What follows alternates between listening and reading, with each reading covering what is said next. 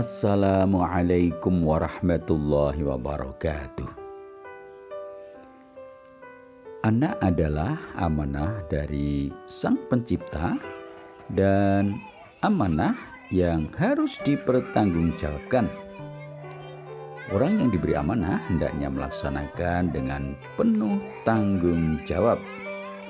Maka tak ayal bila anak-anak kita harus kita didik dengan sebaik-baiknya. Anak sebagai generasi penerus kita, tentu saja kita mengharapkan akan lebih baik dalam segala hal daripada kita. Kita rela bertaruh apapun demi anak-anak kita memiliki kehidupan yang lebih baik. Anak digambarkan sebagaimana mutiara. Kalau kita memiliki mutiara, maka kita akan menjaganya dan menyimpannya dengan penuh kehati-hatian. Mutiara tersebut kita taruh ke dalam kotak kecil.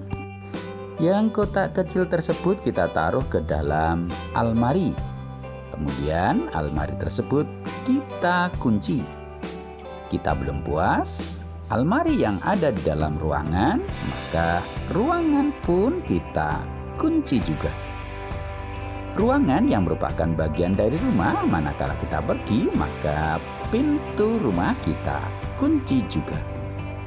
Tidak hanya sampai di situ, rumah kita pagari, kita beri pintu gerbang, dan manakala kita pergi, pintu gerbang pun kita kunci.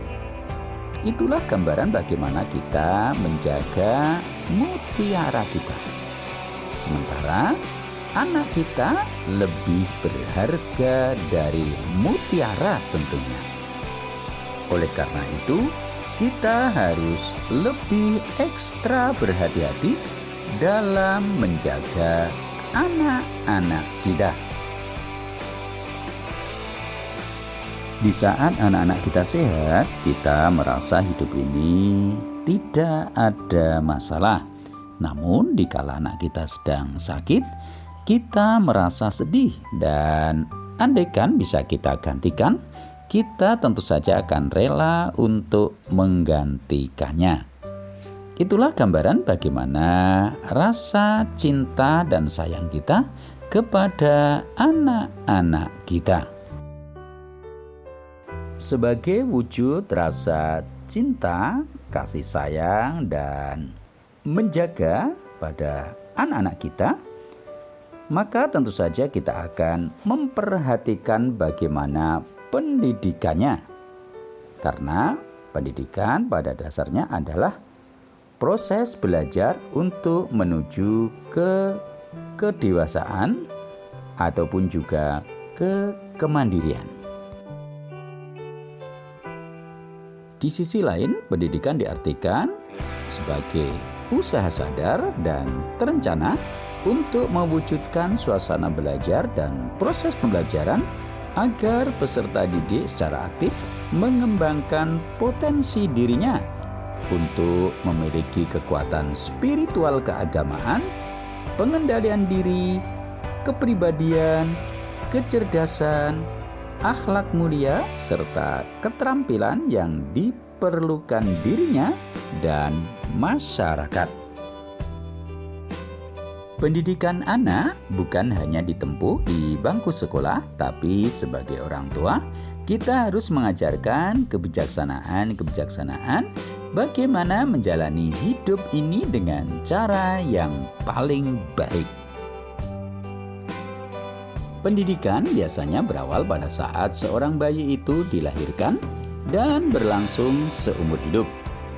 Pendidikan bisa saja berawal dari sebelum bayi lahir, seperti yang dilakukan oleh banyak orang dengan memainkan alat musik ataupun membaca dengan harapan ia bisa mengajar bayi mereka sebelum kelahiran.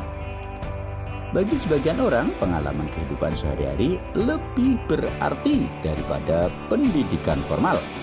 Seperti kata Mark Twain, saya tidak pernah membiarkan sekolah mengganggu pendidikan saya. anggota keluarga mempunyai peran pengajaran yang amat mendalam, seringkali lebih mendalam dari yang disadari mereka, walaupun pengajaran anggota keluarga berjalan secara tidak resmi.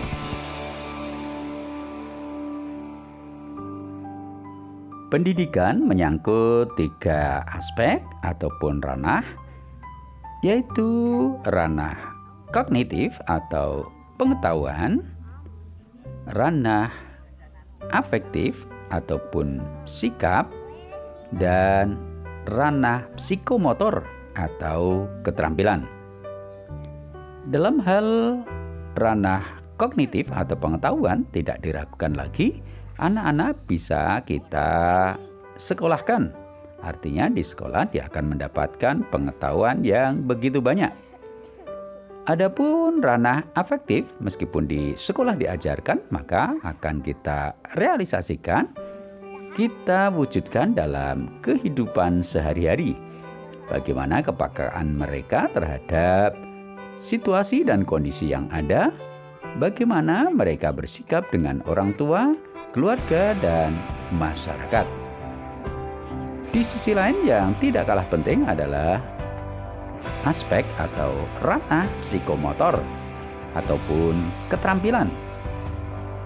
Anak kita bekali dengan keterampilan-keterampilan sebagai bekal dalam kehidupan. Namun hal ini tidak hanya sebatas pada keterampilan yang diberikan di sekolah saja, karena memang kurang memadai. Perlu kita tambahkan keterampilan-keterampilan yang lain,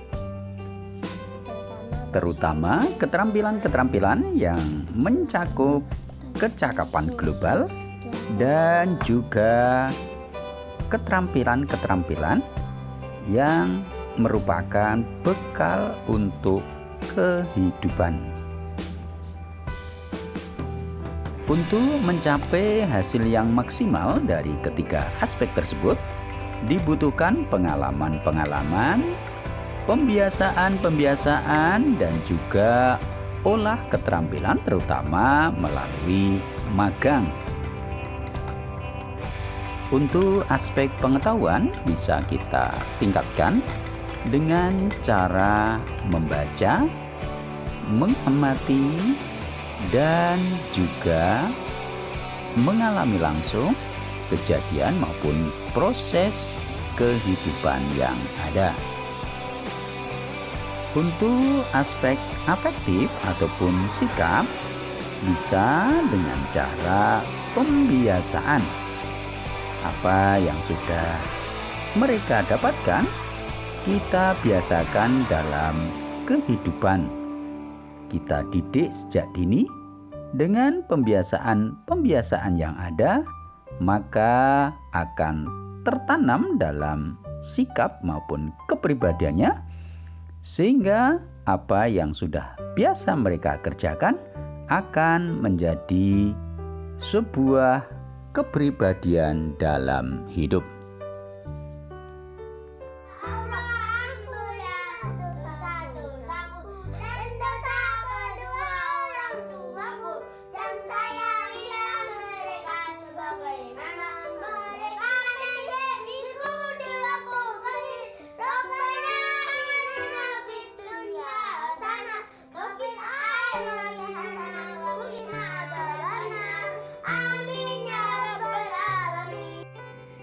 Untuk menanamkan aspek psikomotor atau keterampilan bisa dilakukan baik di sekolah maupun di rumah.